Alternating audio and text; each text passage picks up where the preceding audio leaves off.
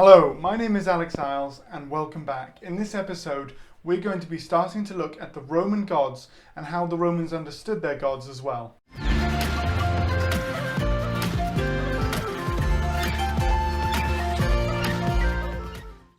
So hello and welcome back. It's great to have you back after our little Christmas break, and in today's episode we're going to be looking at the core deities of the Roman religion and some core ideas as well, which is why we've got the Capitoline Hill right here behind me. So when we've got the Capitoline Hill right behind me, we're going to be talking about Jupiter, Juno and Minerva and just the understandings of those, as then we'll go into core ideas of the Roman religion and moving on from there. This is going to be quite a fun series for me to do because this was requested by a subscriber months ago now, and I've been working in the background doing a bit of research, and now it's all come together as this series. We're going to be looking at some of the core deities of the Roman Empire. We're going to be looking at some British native deities. We're going to be looking at male deities, female deities, and alongside that as well, some of the Germanic and Celtic deities, as well as some of the British deities too. And that will all come together. We're also going to be looking specifically at the gods on Hadrian's Wall. So I'm going to introduce the empire-wide understanding of these deities and then focus in on Roman Britain up here in the north of Britain and how they're depicted on Hadrian's Wall as well. And I think you'll really enjoy that when it comes together because you're going to be able to get an empire-wide understanding, and then we're going to focus right in on one specific region where I'm going to show off some of the things that I know about my region and the depictions of the gods here as well, both in a more native style and in a classical style as well. So I'm really excited to do that. I hope you'll enjoy this rest of the series, and what we'll do now is we're going to go straight into it and look at the Capitoline triad of Jupiter, Juno and Minerva. So get ready and we're going to start right now. So welcome back. Now, as I mentioned in my Saturnalia video, part 1, the first part of it, there was a lot of different mixing of ideas and religion in and amongst the Italic, the area which is now Italy, so the Italian peninsula. When you're looking at that, you've got different cultures going on. So you've got Italic tribes. So for instance, two of those would obviously be the Romans and the Sabines. Then you've got the Etruscans to the north, you've got the Greeks to the south, you've got influences of the trading empire of the Carthaginians, who are all around the Mediterranean, North Africa, and are connected back to the Middle East as well. And so there's a lot of different ideas mixing. When you read most books, especially the school level books, when it comes to the Roman gods, they're just like, well, they're exactly the same as the Greek gods, just with a Roman gloss. Through my studies, I've seen that that is definitely not the case. When you're looking at the Roman gods, you've got to kind of look a wee bit more in depth, because a lot of them are influenced from both the Italic tribes and also the Etruscans as well. And with the Etruscans, the idea of the Capitoline triad comes from them, because they had their chief god, Tina, then his wife Uni, and then Minerva, who was their daughter, the goddess of wisdom. You just have to look behind me and you've got Minerva right here. Just directly behind me we've got Juno, and then just over here we have Jupiter. Jupiter's name actually comes from the Italic tribes, and the second king of Rome actually standardized worship. When he standardized worship, it's probably from him that we actually see the names coming through more strongly. So you'd see Jupiter, Juno, and also Minerva was adopted from the Etruscans. So when you've got that, you've got the beginnings of what we'd understand as these three deities and how important they would be to the early Roman society. When you've got them, they were worshipped on the Capitoline Hill, but also in other places across the empire, and temples dedicated to them were called Capitolina. And so when you have these Capitolina temples, they are really dedicated to these three gods, so you could come together and worship the three most important core deities of the Roman pantheon and also of the Roman religion as a whole. Now when you've got them, they had three cella, and these cella would be almost like a hall. Each one would be dedicated to a different god. In the center you have Jupiter. On the right hand side is Juno, and then on the left hand side is Minerva. And when you've got those set up inside, you would be able to enter the hall, and then there would be statues dedicated to each of those gods at the far end. Now, one important thing to realize is that the Romans, when they had a temple, the temples were actually considered to almost be homes of the gods. So when they're homes of the gods, it's not like today when you go inside a religious building today, like a church, a temple, a mosque or something like that, where or worshippers gather together to actually worship the deity in that space. Our understanding of the gods is very different today in many ways to how it was in the past. And so when people gather together, the idea is the communal worship, is the community coming together to actually worship that deity, especially in the sort of Christianity, Islam and Judaism. People come together, they worship in one site, and they're pointing towards a deity who is in the entire world. In the Roman mindset, these temples are literally their houses. So you don't normally just break inside or go inside a temple without it being a special holy day or something like that. Only the priests really go inside because they're allowed to, and they're keeping the place clean and looking after it for the deity. So it would be kind of like if I broke into your house and you'd suddenly found me inside there, you're going to be like, what is Alex doing inside my house? That's, you'd be quite upset. Well, if you're a deity like Jupiter or Juno or Minerva, these gods are going to get quite upset at you. You don't want to break into their houses. You only enter inside on specific holy days and if there is specific reason to go inside. Otherwise, most of the worship is actually done outside of the temple at the front area. That's where the sacrifices are conducted, those sort of things there.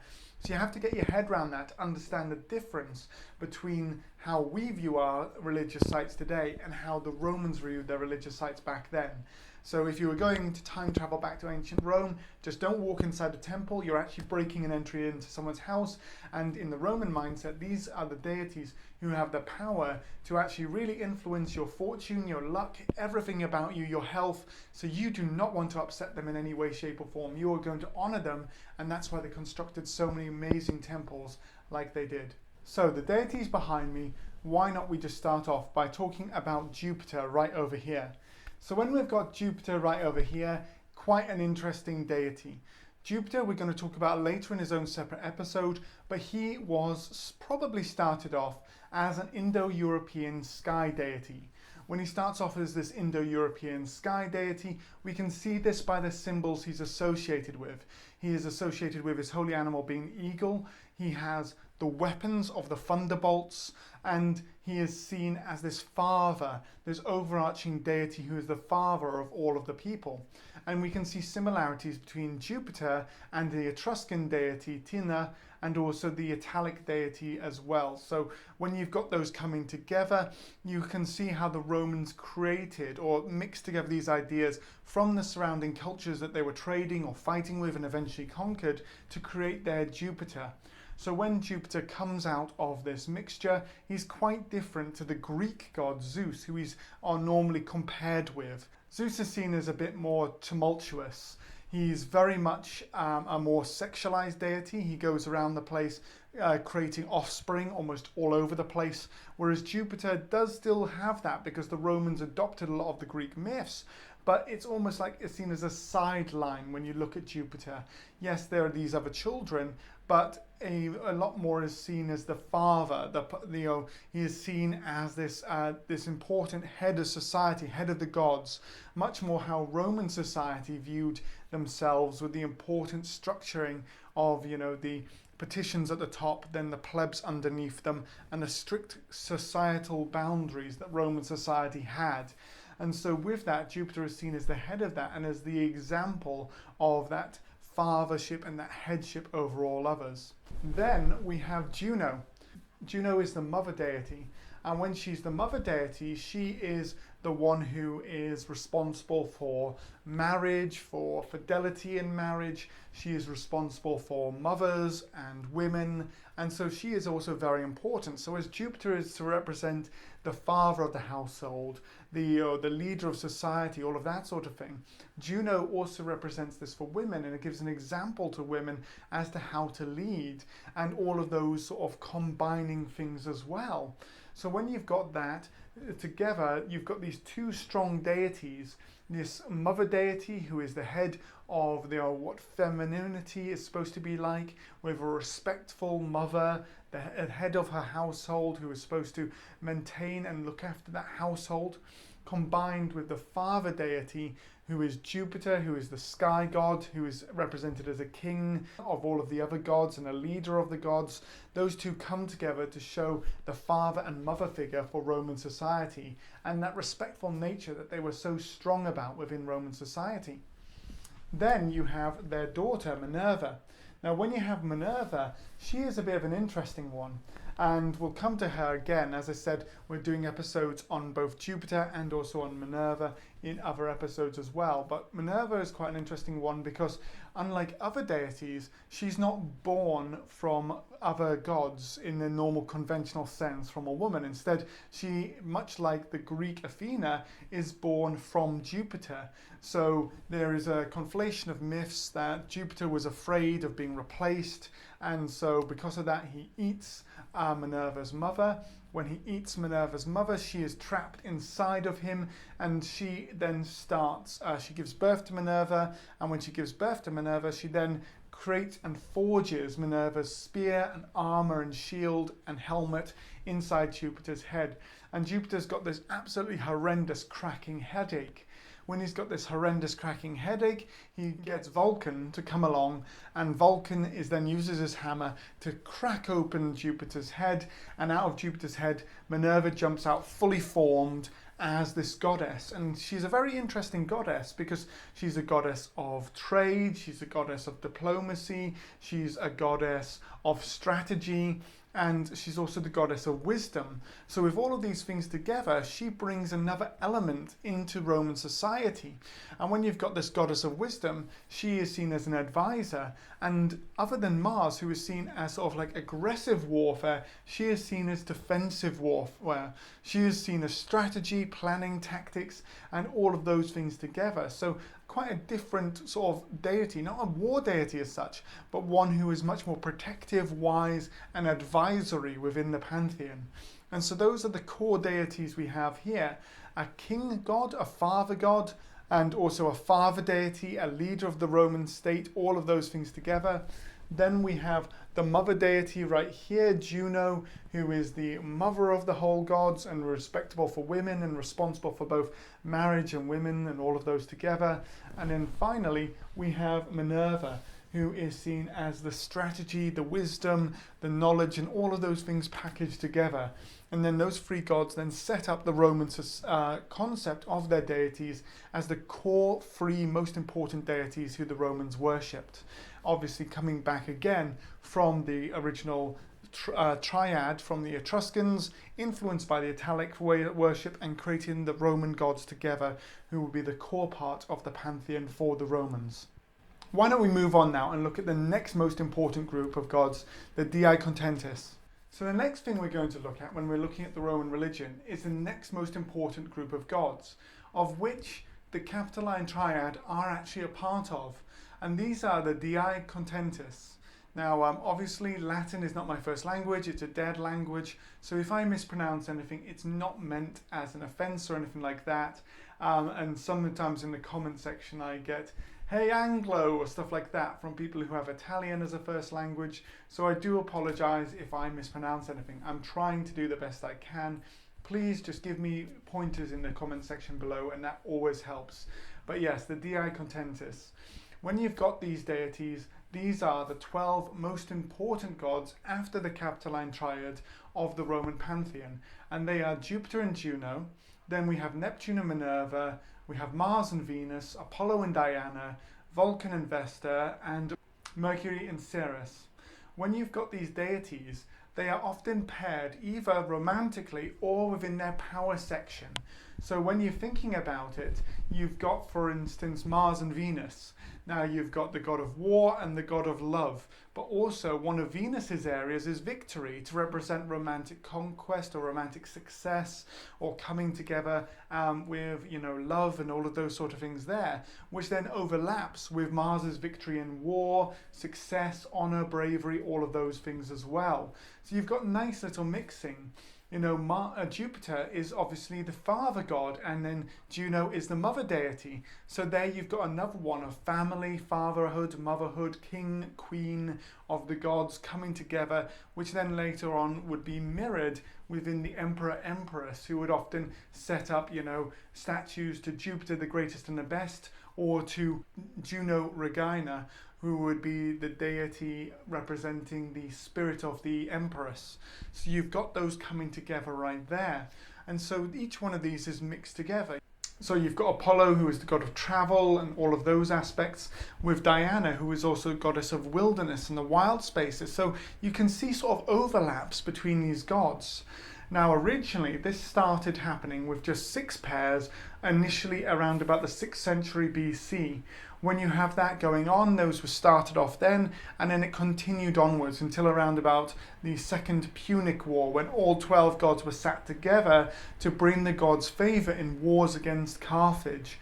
And so from there you can see them really solidifying, and there's also a lot more Greek influence around about the 3rd, 2nd century BC as well. So when you get the more Greek influences, you can see gods like Diana taking a lot from Artemis, her Greek counterpart as well. You've got other deities as well who are more and more inspired by their Greek versions, but many of them keep their Italic or Etruscan flavour as well, and that slowly builds up the Roman pantheon too. Gods in the Roman pantheon also could be combined with lesser deities too. You've got the Dei Contentis, you've got alongside that as well the Capitoline Triad. These are the most important gods within the Roman pantheon, but there are other lesser gods as well.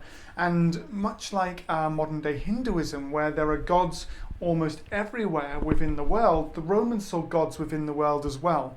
And these were from low-level deities, which were nymphs, or also genus loci, which we'll talk about in another episode, which would be a spirit of location, right the way up to tribal gods of other peoples or foreign gods. And then you'd have their chief gods, which were also sometimes referred to as the Olympians, because they reflected the Olympian deities from Greece. So you've got those sort of mixing of ideas together. But one good example of one of the major gods being combined with a lesser god to create another aspect of that god was Venus, who is obviously the goddess of love, beauty, desire, sex, fertility, prosperity, and victory, being combined with Colonica. And Colonica is the goddess of cleanliness. She was the deity associated with the main sewer system in Rome.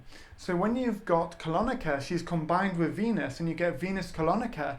And the interesting aspect of this was that this was then a goddess of purity. And so when you've got a goddess of purity, she was to represent sexual purity within the Roman society. So when you've got this, there was to emphasize, and it was after a sex scandal where a number of leading men of Rome and a number of leading women, as well as some Vestal virgins, had all been exposed for sexual indecency within the Roman system. Now, when you've got that sexual indecency, they created Venus Colonica to represent the purity of sexual relations within marriage, the importance of being faithful to one another, and also calling out for Rome's men to actually be more responsible for their sexual actions. So when we've got this, a brand new deity has been created who is an aspect of Venus by comparing two gods together.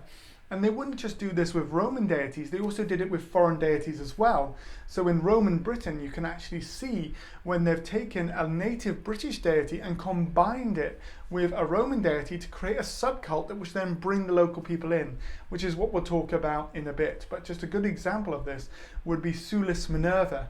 Sulis was the local deity of the water springs in Bath in Britain, which you'll see a little image on the map right now of. And so when you've got Sulis, she's combined with Minerva, who is obviously goddess of wisdom.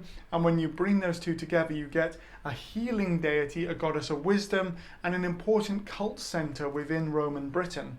So that's a good example there of a native deity being combined with one of the major deities to bring the Roman British into the Roman world as well. So what we're going to do next is we're going to now talk about another idea of synchronicity. So the next idea we're going to talk about is synchronism.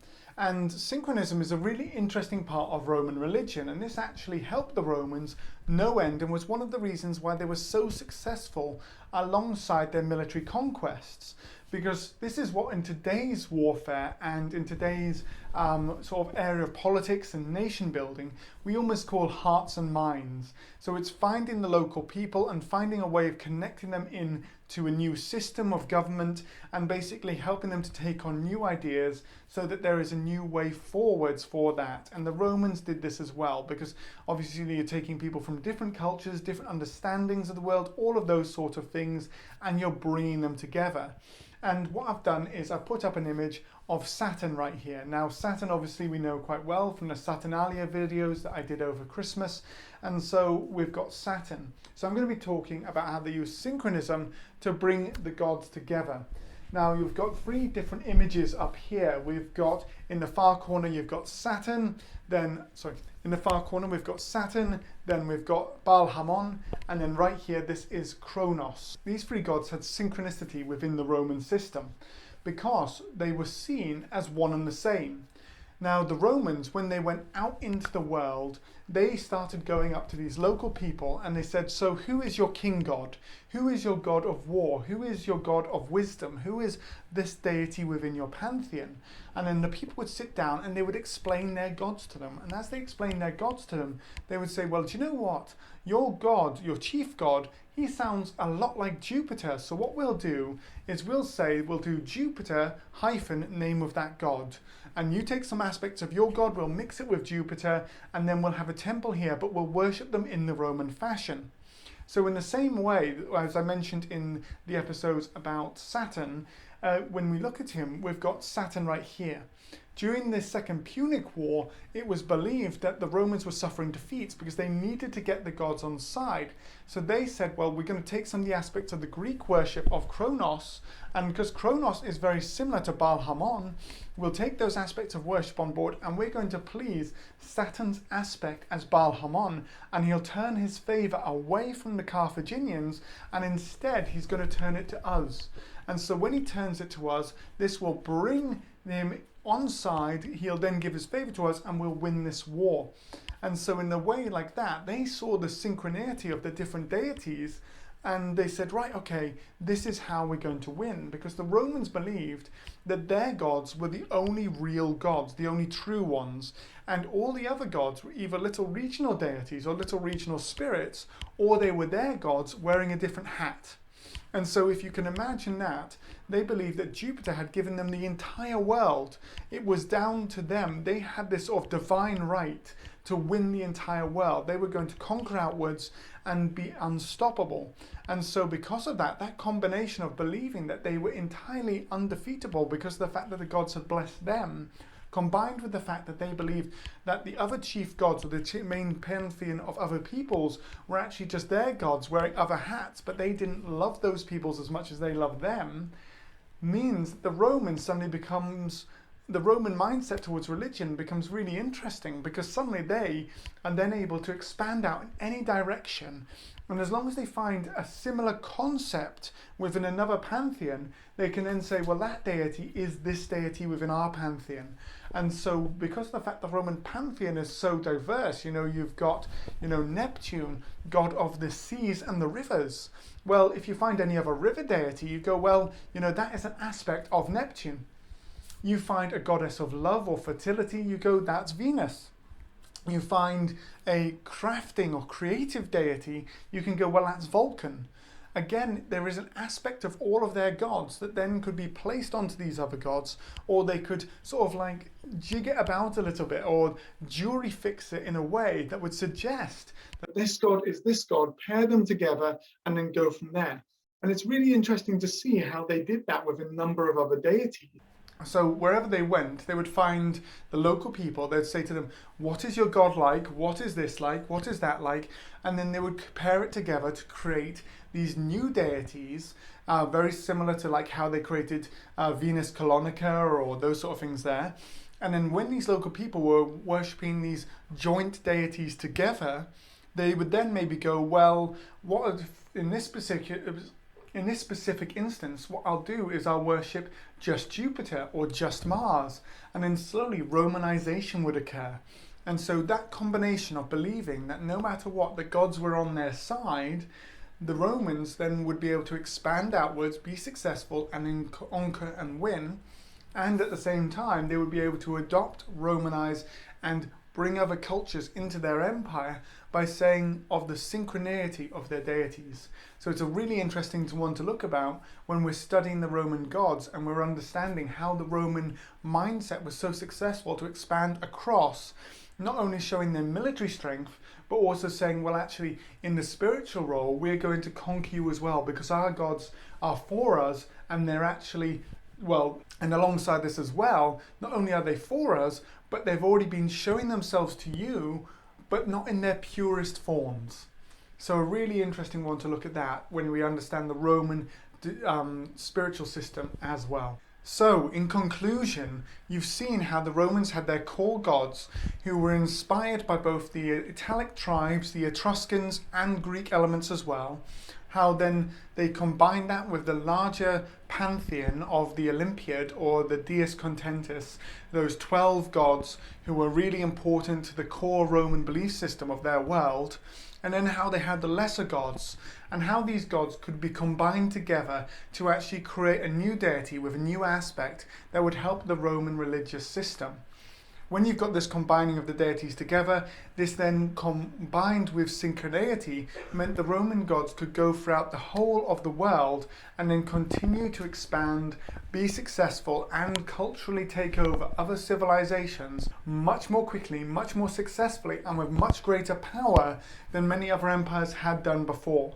I really hope you'll join me for the next episode where we're going to look at another deity and we're going to expand out this study and look at more gods and how they were created and then depicted, especially in regards to Northern Britain as well. As always, I'd ask you to like and subscribe, share the video with your friends, and I really hope you'll join me for another video shortly. Until then though, stay safe and well, and thank you so much.